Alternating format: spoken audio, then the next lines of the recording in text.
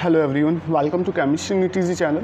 बेटा आज हम डिस्कस करेंगे इलेक्ट्रोकेमिस्ट्री में effect of dilution on specific conductance और कंडक्टिविटी, और क्या इफेक्ट होता है डाइल्यूशन का मॉलर कंडक्टिविटी पर, क्या रिलेशन होता है बेटा मॉलर conductance at any concentration and limiting मॉलर conductivity. Important topic है, ज़्यादा बड़ा टॉपिक नहीं है बट इंपॉर्टेंट है। आपका यहाँ से असेसमेंट रीजन बेस्ड क्वेश्चन बन जाएगा या फिर बेटा आपका यहाँ से रीजनिंग बेस्ड क्वेश्चन बन जाएगा आपका सीबीएसई बोर्ड में, और आईआईटी जेईई नीट दोनों के लिए इंपॉर्टेंट है। तो चलिए स्टार्ट करते हैं बेटा effect of dilution on specific conductance.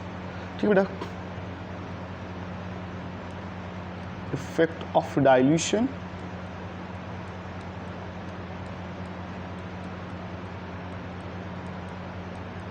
On specific conductance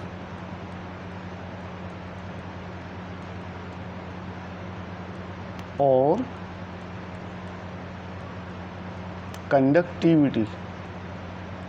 और कंडक्टिविटी को हम किससे रिप्रेजेंट करते हैं बेटा? कापा से, स्मॉल के।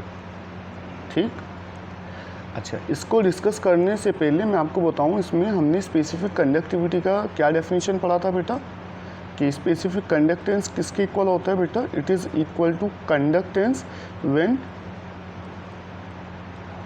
distance between electrode is 1 centimeter and area of electrode is 1 centimeter square, और दोनों इलेक्ट्रोड के बीच में और एरिया ऑफ सेंटीमीटर स्क्वायर हम निकालेंगे। जो सॉल्यूशन का वॉल्यूम आएगा वो कितना आ जाएगा बेटा? Length into area 1 centimetre cube. ठीक है, तो हमने कंडक्टिविटी को कैसे डिफाइन कर दिया था बेटा? It is conductance of 1 centimeter cube solution of an electrolyte ठीक बेटा, तो ये हमारा डेफिनेशन आया था स्पेसिफिक कंडक्टेंस या कंडक्टिविटी के लिए, that it is conductance of 1 centimetre cube solution of an electrolyte. ठीक है, ये सपोज हमारे पास ये एक हमने क्यूब बनाया है और इस क्यूब में हमने एक इलेक्ट्रोलाइटिक सॉल्यूशन फिल कर दिया बेटा, और इसकी डायमेंशन अगर हम ले लें 1 सेंटीमीटर, तो वॉल्यूम कितना आएगा इस क्यूब का बेटा? 1 सेंटीमीटर क्यूब। कितना आ जाएगा इसका वॉल्यूम? 1 centimetre cube. अब इसमें हमने इलेक्ट्रोलाइटिक सॉल्यूशन बेटा क्या कर दिया? फिल कर दिया। ठीक है, इसमें क्या कर दिया हमने? इलेक्ट्रोलाइटिक सॉल्यूशन बेटा फिल कर दिया। अब 1 सेंटीमीटर क्यूब इलेक्ट्रोलाइटिक सॉल्यूशन का, ठीक है, 1 सेंटीमीटर क्यूब सॉल्यूशन जो है, इसका जो कंडक्टेंस होगा बेटा, conductance it is equal to specific conductance. I hope आपको समझ में आ गया होगा अच्छे से बेटा। ठीक है, अब इफेक्ट ऑफ डाइल्यूशन की अगर हम बात करें बेटा, तो देखो डाइल्यूशन क्या होता है। डाइल्यूशन में हम लोग क्या करते हैं बेटा? डाइल्यूशन में कोई कंसनट्रेटेड सॉल्यूशन हमारे पास होता है, और इस कंसनट्रेटेड सॉल्यूशन में हम क्या ऐड करेंगे बेटा? वाटर ऐड करेंगे, और वाटर ऐड करके इसको क्या करते हैं बेटा? हम डाइल्यूट कर लेते हैं। ठीक है, ये प्रोसेस आप करते आ रहे हो, स्टार्टिंग से लैब में पढ़ते आ रहे हो। डाइल्यूशन हम कैसे करते हैं? जो भी कंसनट्रेटेड सॉल्यूशन है उसमें वाटर ऐड करेंगे, इसको डाइल्यूट कर देंगे, इसको बोलते हैं बेटा डाइल्यूशन ऑफ सॉल्यूशन। अब जब हम डाइल्यूट करेंगे किसी सॉल्यूशन को, ठीक बेटा, अगर हम डाइल्यूट करते हैं यानी डाइल्यूशन इंक्रीज़ अगर हम करते हैं, डाइल्यूशन को इंक्रीज़ अगर हम करते हैं बेटा, यानी आप वाटर का अमाउंट बढ़ा रहे हो, तो बेटा जो कंसंट्रेशन है वो क्या करेगा? डिक्रीज़ करेगा। नंबर ऑफ मोल्स जो हैं पर लीटर ऑफ सॉल्यूशन, ये क्या करेंगे? डिक्रीज़। तो हमारा डाइल्यूशन और कंसंट्रेशन क्या है? एक दूसरे के इन्वर्सली प्रोपोर्शनल है, कि अगर आप डाइल्यूशन इंक्रीज़ करोगे सॉल्यूशन की, तो कंसंट्रेशन क्या करेगी बेटा? डिक्रीज़ करेगी। क्लियर? इतना पॉइंट क्लियर है आपको? अभी देखो बेटा, अब यहाँ पे क्या है बेटा? ऑन इंक्रीजिंग डाइल्यूशन और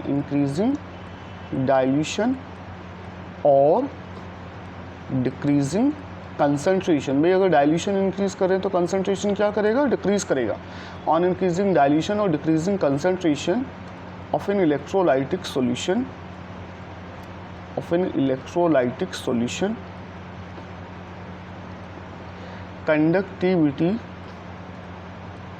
कंडक्टिविटी और स्पेसिफिक कंडक्टेंस जिसको हम डिनोट करते हैं कापा से, स्मॉल के से, specific conductance K will decrease, ठीक बेटा। अब यहाँ पे क्या है, अगर हम डाइल्यूशन इंक्रीज़ करते हैं, कंसनट्रेशन डिक्रीज़ करते हैं इलेक्ट्रोलाइटिक सॉल्यूशन की, तो स्पेसिफिक कंडक्टेंस क्या करेगी बेटा, डिक्रीज़ करेगी। उसमें रीज़न क्या है बेटा, रीज़न याद रखिएगा, आपका सेशन रीजन क्वेश्चन भी बन सकता है और reasoning based question, that on increasing dilution, reason ये है दैट ऑन इंक्रीजिंग डाइल्यूशन और decreasing concentration, number of ions in 1 centimeter cube of solution decrease, so specific conductance decrease, क्योंकि हमारी स्पेसिफिक कंडक्टेंस क्या है बेटा, it is conductance of 1 centimetre cube of solution of an electrolyte, यानी 1 centimetre cube में जितने भी हमारे इलेक्ट्रोलाइट्स के आयंस प्रेजेंट हैं उनकी वजह से जो कंडक्टेंस आएगी वो हमारी कंडक्टिविटी स्पेसिफिक कंडक्टेंस होती है। अब हमने क्या किया, वॉल्यूम बढ़ा दिया, क्योंकि जब डाइल्यूशन करोगे तो वॉल्यूम बढ़ेगा, और वॉल्यूम बढ़ने पे जो नंबर ऑफ आयंस हैं, इलेक्ट्रोलाइट्स तो हमने ऐड नहीं किया है, हमने वाटर ऐड किया। वाटर ऐड करने पे यानी वॉल्यूम बढ़ाने पर, ठीक है, होगा क्या, जो नंबर ऑफ आयंस हैं पर सेंटीमीटर क्यूब ऑफ सॉल्यूशन वो डिक्रीज़ कर जाएंगे, जिस वजह से बेटा कंडक्टेंस भी क्या कर जाएगा, डिक्रीज़ कर जाएगा। इसको ऐसे समझो दैट हमने एक बीकर लिया हुआ है, इसको एक एक्सपेरिमेंट के थ्रू समझ लो। इस बीकर में हमने सॉल्यूशन लिया है बेटा 1 सेंटीमीटर क्यूब, हमने इसमें सॉल्यूशन ले लिया इलेक्ट्रोलाइटिक सॉल्यूशन, ठीक है बेटा। इसमें हमारा कितना है, 1 सेंटीमीटर क्यूब हमारा ये सॉल्यूशन है। और अगर मैं मान के चलूँ that 1 centimetre cube of solution में हमारे, अगर हम इसमें NaCl का इलेक्ट्रोलाइटिक सॉल्यूशन ले रहे हैं बेटा, तो इसमें क्या प्रेजेंट होगा, Na+ और Cl- आयंस प्रेजेंट होंगे इसमें। और सपोज़ अगर मैं ये ले लूँ दैट हमारा 5 सोडियम कैटायन इसमें प्रेजेंट है और 5 ही इसमें क्या है बेटा, Cl- आयन, या 6 ले लेते हैं, आपको आसानी होगा समझने में, दैट हमारे पास 6 सोडियम कैटायन है इसके अंदर 1 सेंटीमीटर क्यूब में, तो 6 ही क्या होंगे बेटा, क्लोराइड आयन होंगे। अभी हमने इसमें डाइल्यूशन किया है ना बेटा, हमने इसमें डाइल्यूशन किया और वॉल्यूम हमने कर दिया इसका बेटा डबल। इस इलेक्ट्रोलाइटिक सॉल्यूशन का वॉल्यूम क्या कर दिया बेटा, हमने डबल कर दिया, नहीं ये हो गया,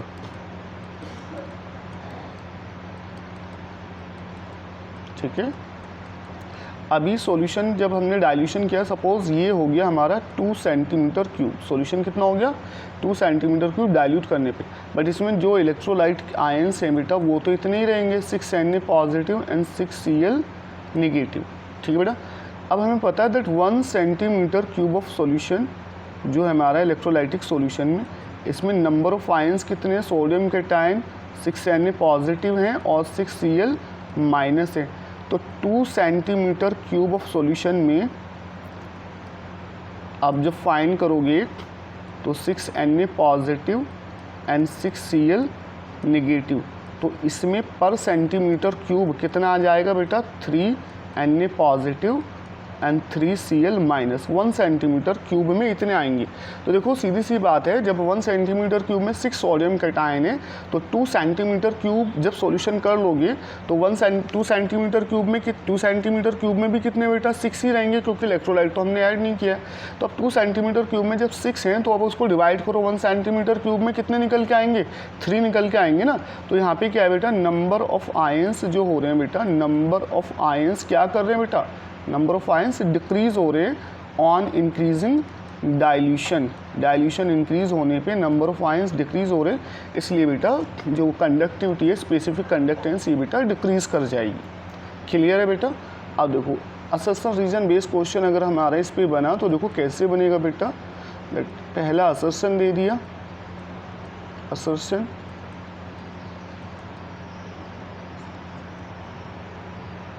असर्शन में ये दे दिया that on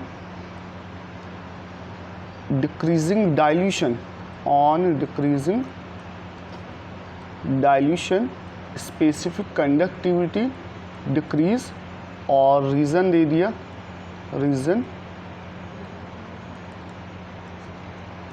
that on increasing dilution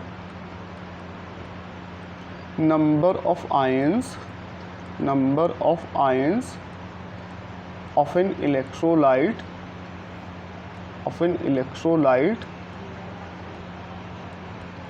decrease per centimeter cube of solution। ठीक है बेटा। अब यहाँ पे अगर हम देखें तो असर्शन सीधा सीधा हमें दिख रहा है कि असर्शन बेटा क्या है, असर्शन हमारा रॉन्ग है ना बेटा। असर्शन क्या है हमारा, असर्शन इज़ रॉन्ग, क्योंकि डाइल्यूशन डिक्रीज करने पे तो बेटा हमारा अपोजिट होना है। असर्शन देखो क्या है, हमें पता है जो कंडक्टिविटी है कि ये बेटा डाइल्यूशन कंसंट्रेशन के तो डायरेक्टली प्रोपोर्शनल होगा, शॉर्ट में याद रखिएगा, और डाइल्यूशन के इन्वर्सली प्रोपोर्शनल है। ठीक है, आप इन्वर्सली याद रखिएगा, ये रिलेशन यहाँ पे याद रखिएगा, अपनी नोटबुक में लिख लेना नोट पॉइंट में कि जो स्पेसिफिक कंडक्टिविटी है ये कंसंट्रेशन के डायरेक्टली प्रोपोर्शनल है, डाइल्यूशन के इन्वर्सली प्रोपोर्शनल है। इट मीन्स अगर हम लोग डाइल्यूशन को इंक्रीज़ करेंगे और तो कंडक्टिविटी क्या करेगा बेटा, डिक्रीज करेगा। या आप ये कह लें कि अगर हम कंसंट्रेशन को इंक्रीज़ करें, कह लें कि अगर हम कंसंट्रेशन को क्या करें बेटा, डाइल्यूशन इंक्रीज होने पे कंसंट्रेशन क्या करेगा, डिक्रीज करेगा, तो कंडक्टिविटी भी क्या कर रहा है बेटा, डिक्रीज कर रहा है। तो ये वाला स्टेटमेंट जो है, असर्शन जो दिया है, असर्शन तो हो जाएगा बेटा रॉन्ग, क्योंकि इसमें डाइल्यूशन डिक्रीज होने के साथ कंडक्टिविटी डिक्रीज करा रहा है, जबकि होता अपोजिट है, इन्वर्सली रिलेशन। और रीज़न जो है बेटा, रीज़न जो है, रीज़न में ये कहा जा रहा है that on increasing dilution number of ions of electrolyte decrease per centimetre cube of solution, so specific conductivity decrease. तो बेटा रीज़न करेक्ट है, रीज़न क्या बेटा, करेक्ट है, क्योंकि जब हम डाइल्यूट करेंगे, डाइल्यूशन करने पे जो नंबर ऑफ आयंस हैं पर सेंटीमीटर क्यूब ऑफ सॉल्यूशन ये डिक्रीज़ कर जाएंगे, जिस वजह से बेटा स्पेसिफिक कंडक्टिविटी भी बेटा क्या कर जाएगी, डिक्रीज़ कर जाएगी। क्लियर, ठीक है। और सपोज एक क्वेश्चन और बना देते हैं, that if dilution is increase then specific conductivity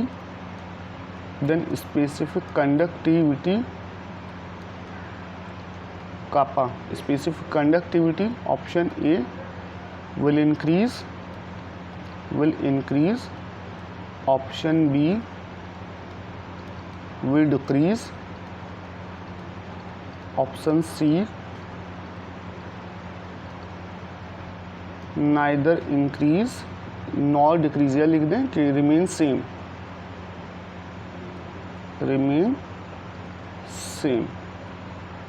and the option none of these। ठीक है, तो सीधी सी बात है बेटा, इसमें दिया हुआ है डाइल्यूशन इंक्रीज करने पे जो कंडक्टिविटी है क्या होता है बेटा, ये डिक्रीज करता है। तो हमारा ऑप्शन कौन सा हो जाएगा बेटा, बी ऑप्शन। ठीक है, छोटे छोटे क्वेश्चंस बन जाएंगे इस कॉन्सेप्ट पे। नेक्स्ट हम डिस्कस करेंगे बेटा effect of dilution on molar conductance and equivalent conductance. Effect of dilution on molar और इक्विवेलेंट कंडक्टेंस।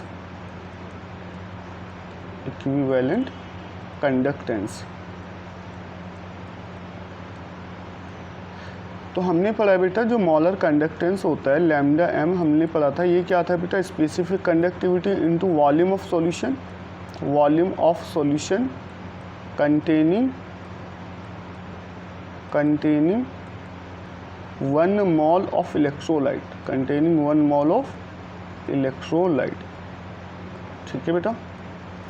अब यहाँ पे क्या है, जब हम डाइल्यूशन इंक्रीज करेंगे बेटा, ऑन इंक्रीजिंग डाइल्यूशन और डिक्रीजिंग कंसंट्रेशन। अब डाइल्यूशन इंक्रीज करोगे तो कंसंट्रेशन क्या करेगा बेटा, डिक्रीज करेगा, और decreasing concentration volume of solution containing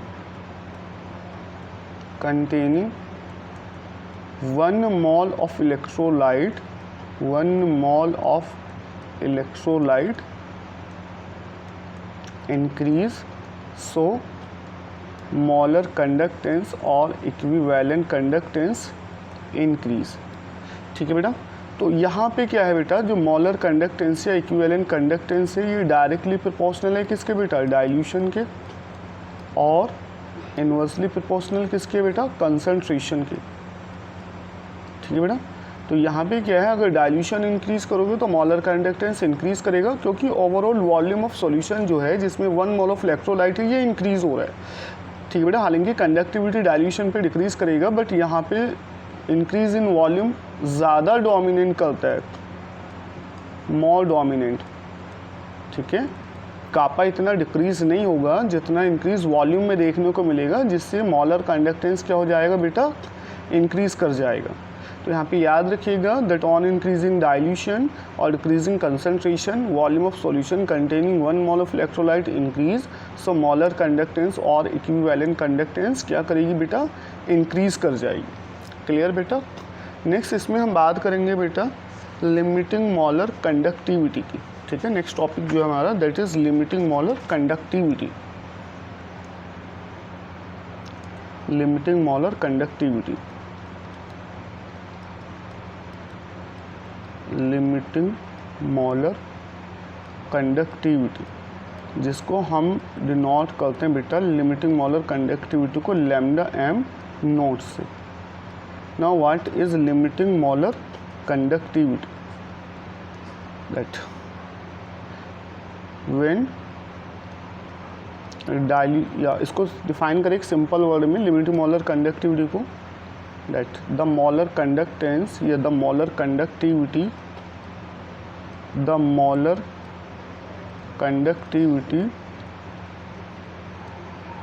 at zero concentration or at infinite dilution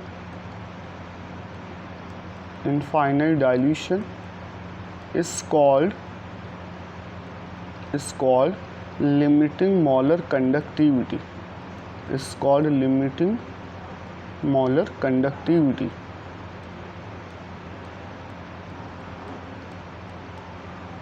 ठीक है, तो देखो बेटा होता क्या है, जब आप डाइल्यूशन इंक्रीज कराओगे, डाइल्यूशन जब हम इंक्रीज करेंगे तो कंसंट्रेशन क्या करेगा बेटा, डिक्रीज करेगा। कंसंट्रेशन क्या करेगा बेटा, डिक्रीज करेगा।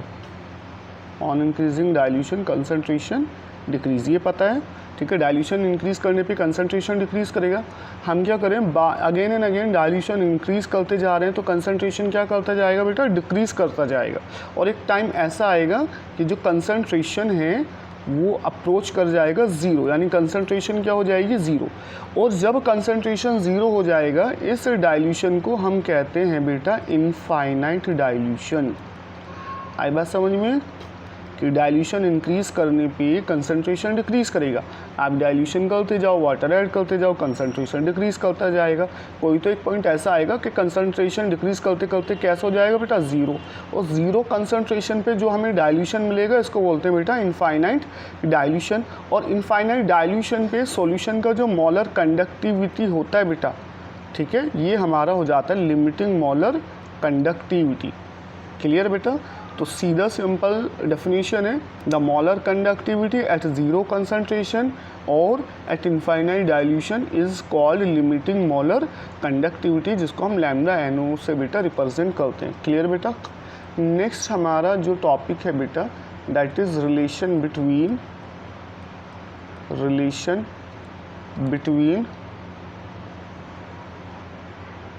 Limiting molar conductivity, limiting molar conductivity important relation है, ये आप फॉर्मूला याद रखिएगा, limiting molar conductivity and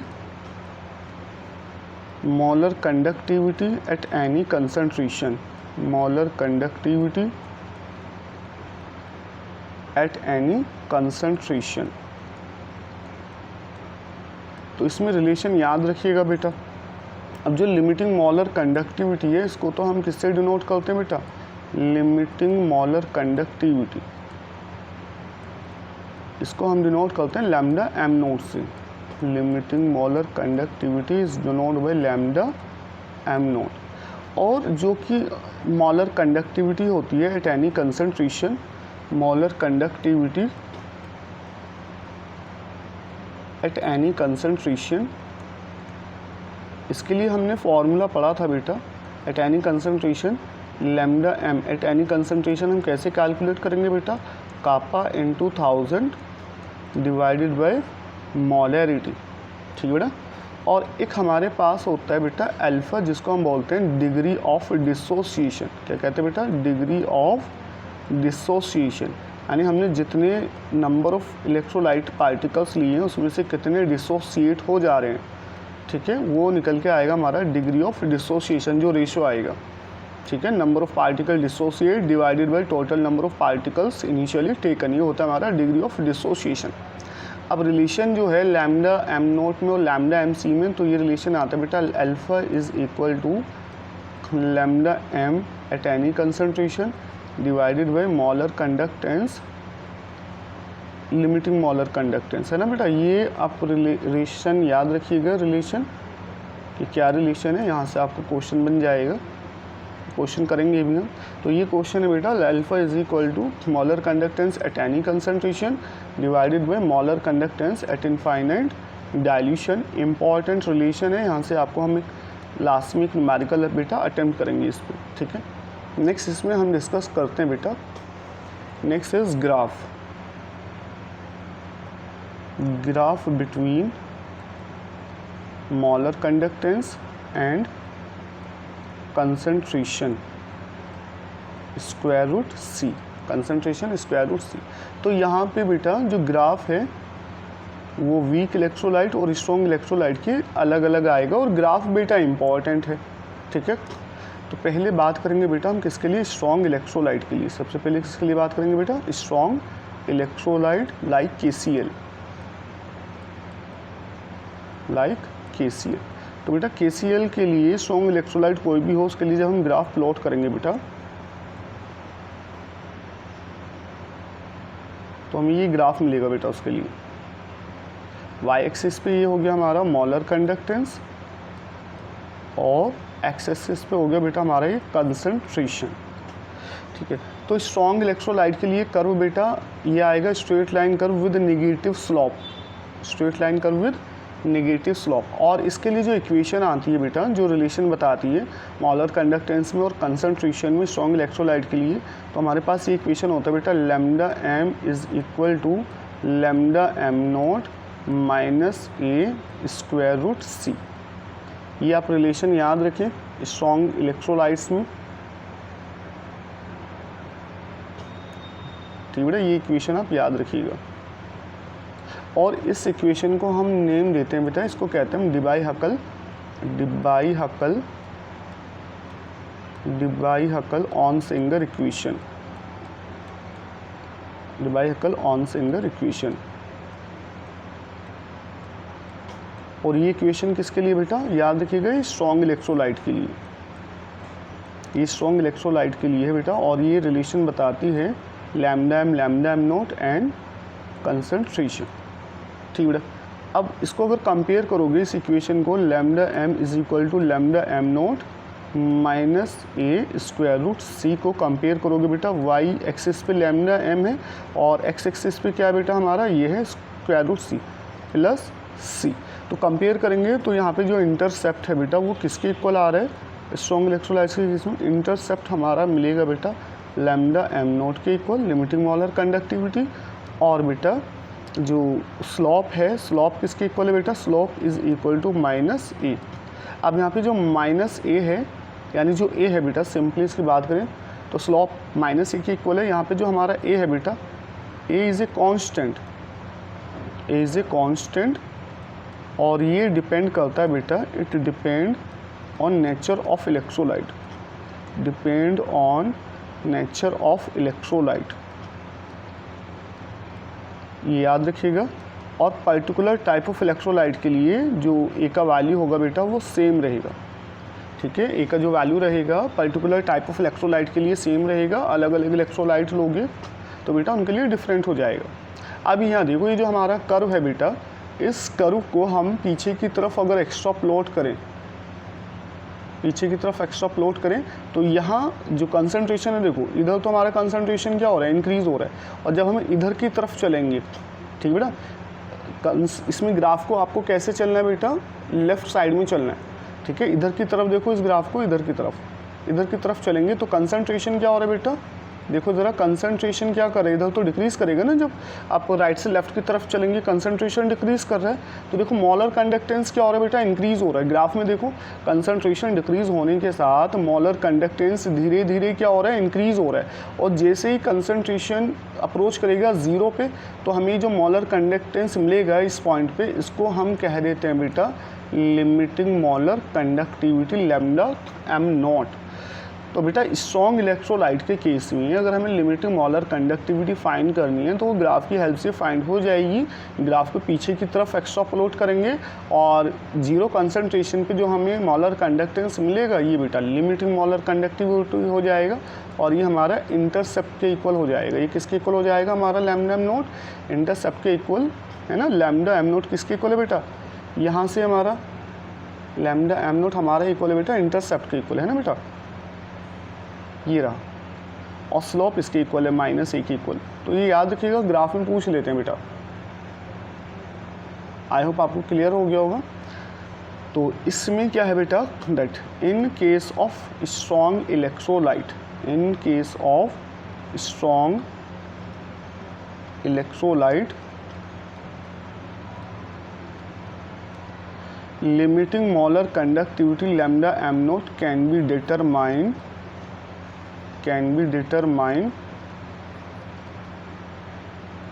by extrapolating या extrapolating of curve back side, पीछे की तरफ इसको इंक्रीज़ करो तो हमें जो लिमिटिंग मोलर कंडक्टिविटी मिल जाएगा बेटा। तो ये तो बात हुई बेटा स्ट्रॉन्ग इलेक्ट्रोलाइट के लिए। अब नेक्स्ट हम बात करते हैं बेटा किसके लिए, वीक इलेक्ट्रोलाइट के लिए, ठीक है। ये graph between lambda M versus concentration for weak electrolyte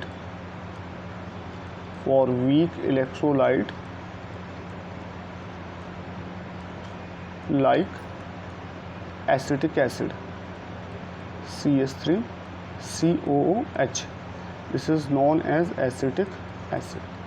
अब इसके लिए अगर हम इसके लिए ग्राफ अगर हम स्टडी करें बेटा तो देखो इसमें कर्व कुछ इस तरह से बनता है वीक इलेक्ट्रोलाइट के लिए।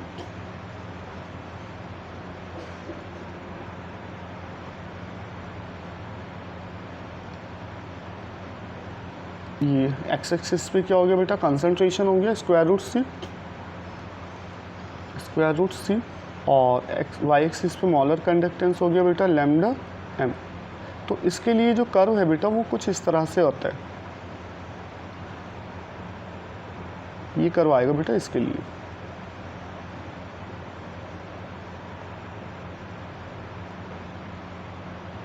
ठीक बेटा, ये कर्व किसके लिए बेटा, वीक इलेक्ट्रोलाइट के लिए। याद रखिएगा this is for weak electrolyte. कुछ नहीं बेटा, कर्व पे ही क्वेश्चन आपको मिल जाएगा। वीक इलेक्ट्रोलाइट के लिए लाइक एसिटिक एसिड CH3COH। अब इस कर्व को अब देखो वीक इलेक्ट्रोलाइट जो होते हैं बेटा that on dilution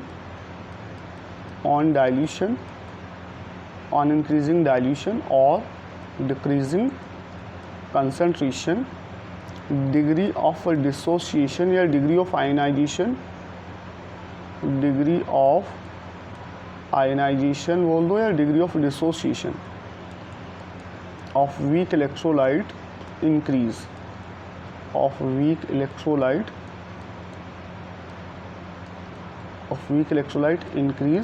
so lambda M increase. तो देखो इधर जब हम इधर चलेंगे कर्व में ये राइट से लेफ्ट की तरफ चलेंगे बेटा, ठीक है। तो कंसंट्रेशन क्या हो रहा है बेटा, इधर डिक्रीज़ हो रहा है। कंसंट्रेशन क्या कर रहा है बेटा, decrease.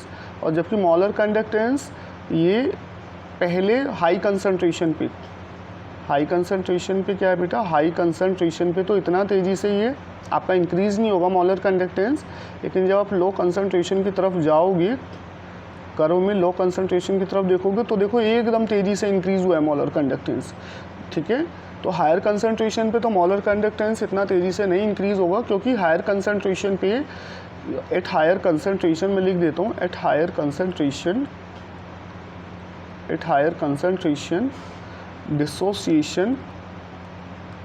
dissociation of weak electrolyte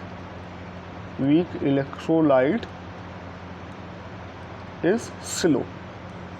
higher concentration पे तो जो डिसोसिएशन है वीक इलेक्ट्रोलाइट का स्लो होता है बेटा, जिस वजह से मोलर कंडक्टेंस भी इतना तेज़ी से इंक्रीज़ नहीं करेगा, ठीक है। बट एट लो कंसंट्रेशन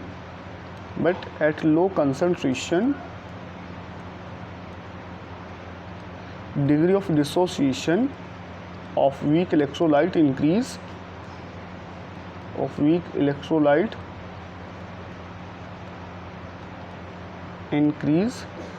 ठीक है बेटा, increase, so molar conductance increase sharply, ठीक है। इसलिए ये स्टीप कर्व देखने को मिल रहा है, एकदम तेज़ी से मोलर कंडक्टेंस इंक्रीज़ हो रही है बेटा लो कंसंट्रेशन पे, ठीक है, क्योंकि लो कंसंट्रेशन पे जो वीक इलेक्ट्रोलाइट का डिग्री ऑफ डिसोसिएशन है ये हाई होता है। अब अगर इसमें कर्व को एक्स्ट्रापोलेट करोगे, पीछे की तरफ एक्स्ट्रापोलेट करेंगे, तो बेटा ये क्या हो रहा है, वाई एक्सिस के पैरेलल हो रहा है, ये क्या हो रहा है, वाई एक्सिस के पैरेलल हो रहा है। तो यहाँ से हम ये लिख सकते हैं दैट ऑन इंक्रीजिंग डाइल्यूशन, ठीक है, ऑन इंक्रीजिंग डाइल्यूशन और डिक्रीजिंग कंसंट्रेशन, और बाय और decreasing concentration we can not determine lambda M naught, limiting molar conductivity find ही नहीं हो पाएगी, क्योंकि कर्व क्या हो रहा है बेटा, पैरेलल हो रहा है, वो लैम्डा एम एक्सिस के पैरेलल हो रहा है। We can not determine lambda M naught by the extrapolation of curve to the back side,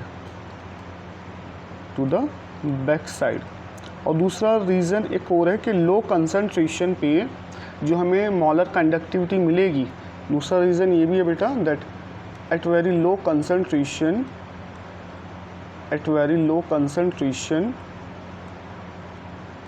weak electrolyte dissociate completely,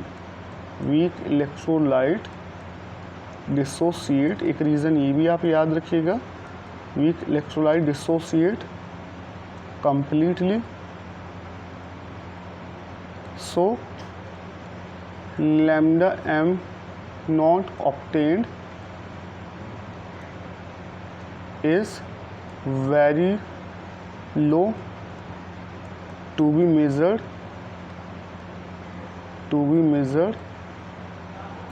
accurately।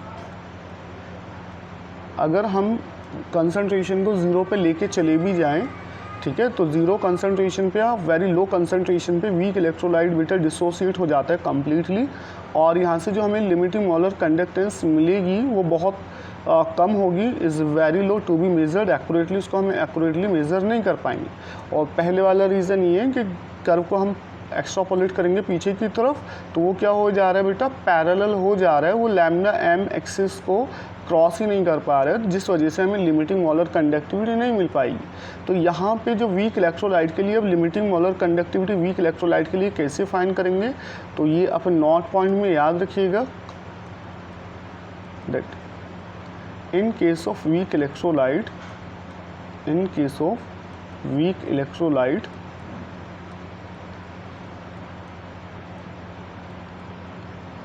limiting molar conductivity can be determined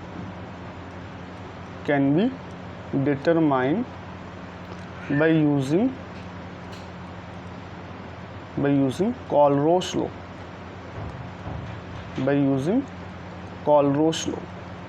अभी जो Colrose law है इसको discuss करेंगे बेटा हम लोग नेक्स्ट लेक्चर वीडियो में, Colrose law। और कोलरोस लॉ की हेल्प से हम वीक इलेक्ट्रोलाइट की लिमिटिंग मोलर कंडक्टिविटी फाइंड करेंगे। और ये इंपॉर्टेंट रहेगा, नेक्स्ट क्लास में कोलरोस लॉ करेंगे, न्यूमेरिकल्स करेंगे कोलरोस लॉ पे। आई होप आपको ग्राफ क्लियर हो गए होंगे बेटा, क्या रिलेशन होता है इसमें मोलर कंडक्टेंस में और कंसंट्रेशन में ग्राफ की हेल्प से, स्ट्रॉन्ग इलेक्ट्रोलाइट वीक इलेक्ट्रोलाइट। एक मैं रफली ग्राफ बना दे रहा हूँ बेटा, ठीक है। ये सपोज ये हमने ग्राफ एक, चलो क्वेश्चन ही मैं एक फॉर्म कर देता हूँ, क्वेश्चन ग्राफ के ऊपर। तो ये ग्राफ दिया हुआ है, graph lambda M versus concentration, ठीक है। सिर्फ ग्राफ में आपको ये दिया हुआ है लैम्डा एम वर्सेस कंसंट्रेशन, सी हाफ लिख दिया है ना, स्क्वायर रूट सी को हम क्या लिख सकते हैं बेटा, सी हाफ भी लिख सकते हैं, सी हाफ। और एक कर्व ये दे दिया, ठीक है, और एक कर्व ये दे दिया बेटा, दो कर्व दिए, ठीक है। और ये जो कर्व है ये दे दिया एक्स इलेक्ट्रोलाइट, और ये कर्व दे दिया वाई इलेक्ट्रोलाइट के लिए। नाउ इसमें ऑप्शन दे दिए that X is strong electrolyte, strong, और y इज़ वीक इलेक्ट्रोलाइट। और ऑप्शन बनाएंगे दे दिया that x is weak electrolyte और y is strong electrolyte. Option C दे दिया that x is strong electrolyte and y is also strong electrolyte. तो बेटा कॉन्सेप्ट क्लियर है, तो क्वेश्चन तो कुछ भी बन के आ जाएगा, x is weak electrolyte and y is strong, sorry, weak electrolyte and y is weak electrolyte, again y is weak electrolyte, strong electrolyte। तो यहाँ अगर आपको कर्व अच्छे से याद है कि जो स्ट्रेट लाइन कर्व आया था वो आया था किसके लिए, स्ट्रॉन्ग इलेक्ट्रोलाइट के लिए, ठीक है। ये किसके लिए आया था, स्ट्रॉन्ग इलेक्ट्रोलाइट के लिए। और ये जो कर्व आया था दूसरा कर्व किसके लिए आया था बेटा, वीक इलेक्ट्रोलाइट के लिए। तो यहाँ से जो x है ये तो हमारा हो जाएगा वीक इलेक्ट्रोलाइट और y हो जाएगा स्ट्रॉन्ग इलेक्ट्रोलाइट। तो ऑप्शन क्या हो जाएगा बेटा, option B is correct. Clear, ठीक है बेटा। नेक्स्ट इसमें बेटा रिलेशन आपको बता ही दिया। अब चलिए क्वेश्चन कर लेते हैं। हाँ, इससे पहले एक ये वो देख लो दैट जो हमारा वीक इलेक्ट्रोलाइट है लाइक एसिटिक एसिड, इसको आयनाइज अगर हम करते हैं CH3COH, तो देखो आयनाइजेशन रिवर्सिबल होता है एक्वस मीडियम में।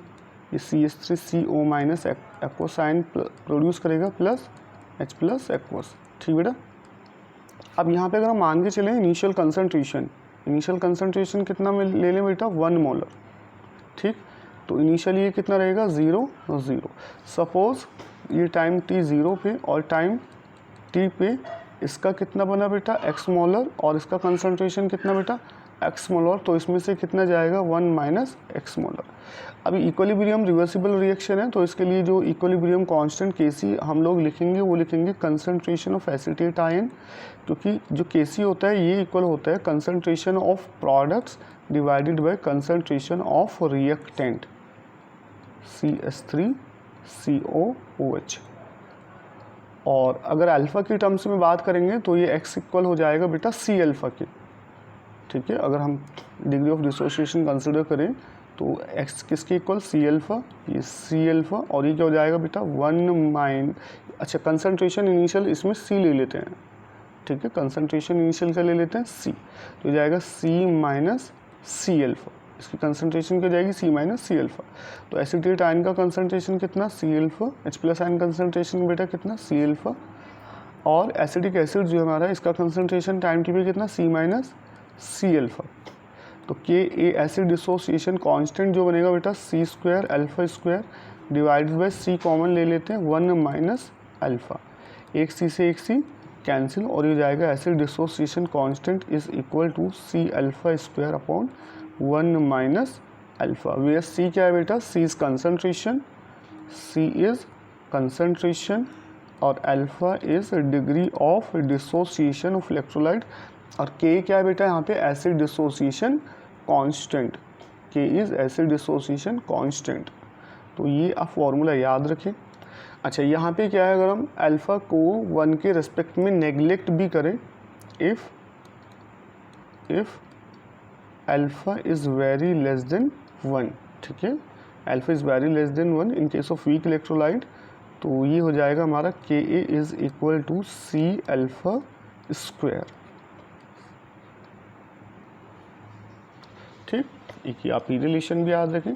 तो अगर हमें वीक इलेक्ट्रोलाइट का डिग्री ऑफ डिसोसिएशन पता है, कंसंट्रेशन पता है, तो हम वहाँ से एसिड डिसोसिएशन कांस्टेंट बेटा फाइंड कर लेंगे।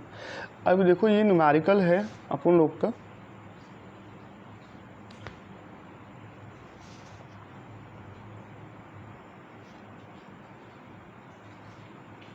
देखो बेटा जैसे ये क्वेश्चन दिया हुआ है, एनसीईआरटी एक्सरसाइज क्वेश्चन है 3.11 पुरानी एनसीईआरटी में, ठीक है बेटा।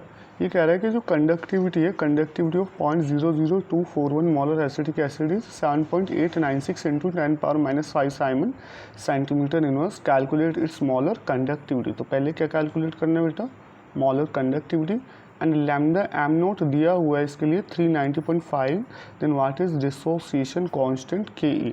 तो देखो बेटा यहाँ पे हमें जो पहले देखो कंसंट्रेशन कितना दिया हुआ है, कंसंट्रेशन जो हमें दिया हुआ है यानी मोलरिटी जो दी है वो कितनी है 0.00241 इतना दिया हुआ है, इतने मोलर कंसंट्रेशन दिया हुआ है। और जो हमें कंडक्टिविटी दिया हुआ है ये कितना दिया बेटा 7.896 इंटू 10⁻⁻5 साइमन सेंटीमीटर इनवर्स। तो मोलर कंडक्टिविटी फाइंड कर लेंगे।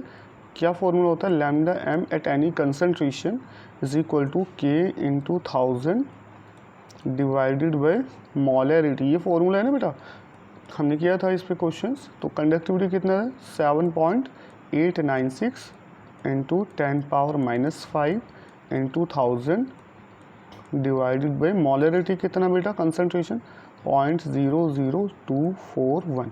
तो देखो इसको प्रॉपरली सोल्व करो, यहाँ से जो हमें मोलर कंडक्टेंस मिलेगी एट कंसंट्रेशन 0.00241, तो इसको सोल्व करने के बाद बेटा हमें जो मिलेगा ये मिलेगा आफ्टर सॉल्विंग 32.76, ठीक है, साइमन सेंटीमीटर स्क्वायर पर मोल। तो हमें क्या मिल गया बेटा, मोलर कंडक्टेंस मिल गया एट कंसंट्रेशन 0.00241। दूसरा इसमें हमें क्या कैलकुलेट करना है बेटा, एसिड डिसोसिएशन कांस्टेंट। और एसिड डिसोसिएशन कांस्टेंट के लिए क्या फॉर्मूला है, C alpha square upon 1 minus alpha. अब हमें C तो पता है कंसंट्रेशन, बट अल्फ़ा हमें नहीं पता बेटा। तो अल्फ़ा निकालने के लिए हमारे पास क्या फॉर्मूला था बेटा, alpha is equal to molar conductance at any concentration divided by limiting molar conductivity. ये आप याद रखें फॉर्मूला डिग्री ऑफ डिसोसिएशन निकालने के लिए। तो बेटा अल्फ़ा क्या हो जाएगा, molar conductance at any concentration कितना दिया हुआ 32.76, और मोलर कंडक्टेंस इनफाइनाइट डाइल्यूशन पे कितना है 390.5। इसको सॉल्व करो, ये हमें सॉल्व करने के बाद मिलेगा 0.084। अल्फ़ा कितना मिलेगा बेटा 0.084।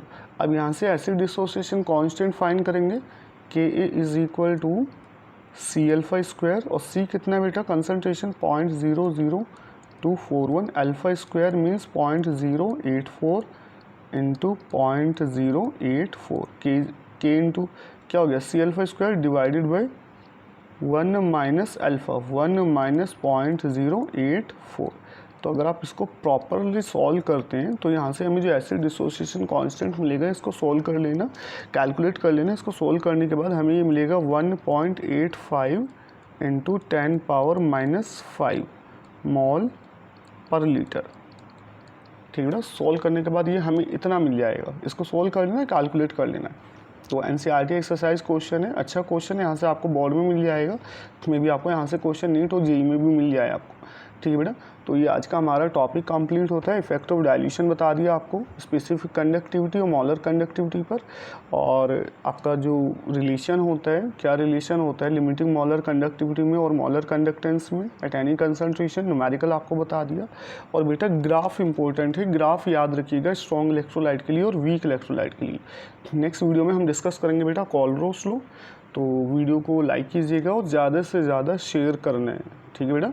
तो ज़्यादा से ज़्यादा वीडियो को शेयर करना है, लाइक कीजिए, कमेंट कीजिए और वीडियो को आगे बढ़ाते रहिएगा। Thank you so much students.